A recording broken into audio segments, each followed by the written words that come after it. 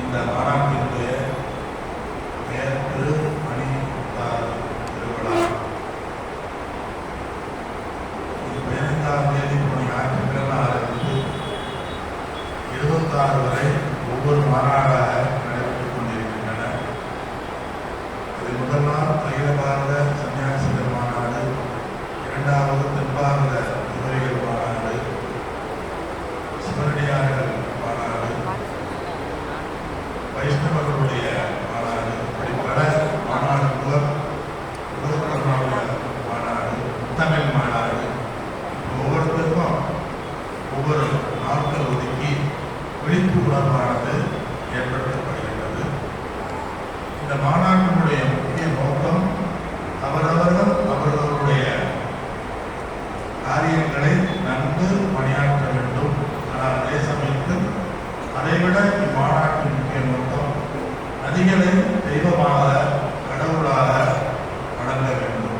எப்படி வணங்கணும்? நம்முடைய குலதெய்வத்தையோ அல்லது கோயில்களுக்கோ செல்லும் பொழுது நமக்கு என்ன பாவனை வருகின்றதோ அந்த பாவனையுடன் ஆற்றை நாம் அடையும் பொழுது ஆற்றை தேவதையாக வணங்க வேண்டும். அதுதான் முக்கிய நோக்கம். எப்படி நம்ம கோயிலுக்கு போய் பத்திரம் கொடுக்குறோம், சூழல் கொடுக்குறோம், நமஸ்காரம் பண்ணுறோம், கும்பிடுறோம், நைவேத்தியம் பண்ணுறோம், இதெல்லாம் பண்ணுறோம். அதே மாதிரி நம்ம நதிகளை பார்க்கும்போது நதிகளை ஒரு தேவதையாக நாம் வழிபட வேண்டும். இது முக்கிய நோக்கம்.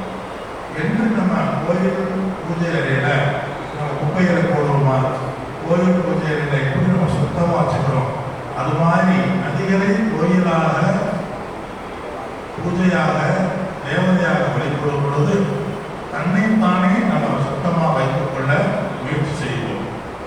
கோயில் பூஜை அறையில போய் துணிமணிலாம் போடுவோமா, வாட்டர் பாட்டில் போடுவோமா, போட மாட்டோம். அது மாதிரி நதிகளை தூய்மையாக வைக்க வேண்டும். தூய்மையாக கங்கையில நீங்க பார்த்துருப்பீங்க, கங்கையை அம்மாவாகவே தேவதையாக வழிபடுகிறார்கள். ஆரத்தி உண்டு, ஒரு நாள் ஆரத்தி உண்டு. அந்த இடத்துல தெரியும் நம்ம என்ன நைவேத்தியம்னா அந்த கங்கையிலே அபிஷேகம் பண்ணுவார்கள், பூவுடாக அர்ச்சனை பண்ணுவார்கள், வணங்குவார்கள். அதனால அந்த கங்கையானவள் எப்பொழுதுமே பெருக்கெடுத்து ஓடுகிறார். சில நேரங்களில் தாய் ரொம்ப பாசமுள்ள கட்டி அணைக்கிறது மாதிரி கங்கையை ஓடிக்கொண்டிருக்கும் பொழுது எல்லா ஆசனத்துக்கும் உள்ள பார்த்துக்கோ கேட்டு போற காலமும் உண்டு.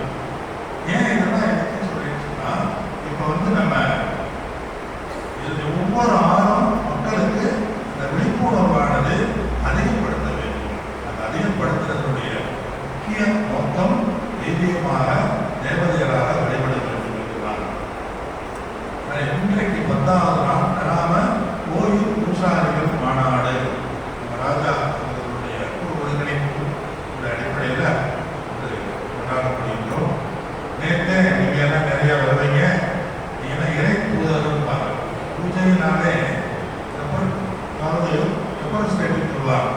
கடவுளுக்கு பூசாரிகளே வீர மாதிரி உதவியாக மாதிரி. ஏன்னா பக்தர்கள் வருவாங்க, அவங்களுடைய வேண்டுகோளை அவங்கள்ட்ட சொல்ல மாட்டாங்க, நம்மள்தான் சொல்லுவாங்க.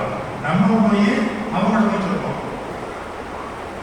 நீங்களாம் கேட்டுப்பீங்கள, தரம் பொருள் வீடு ஆயுள் ஆரோக்கிய சௌபாகிய ஐஸ்வர்ய சித்தியகம் நம்மளை போய் விண்ணப்பம் செய்வோம். ஆக இரண்டுக்கும் நடுவில் ஒரு போஸ்ட்மேனா இருக்கக்கூடியது இறைவனிடம் ரொம்ப நெருங்கி பழகக்கூடிய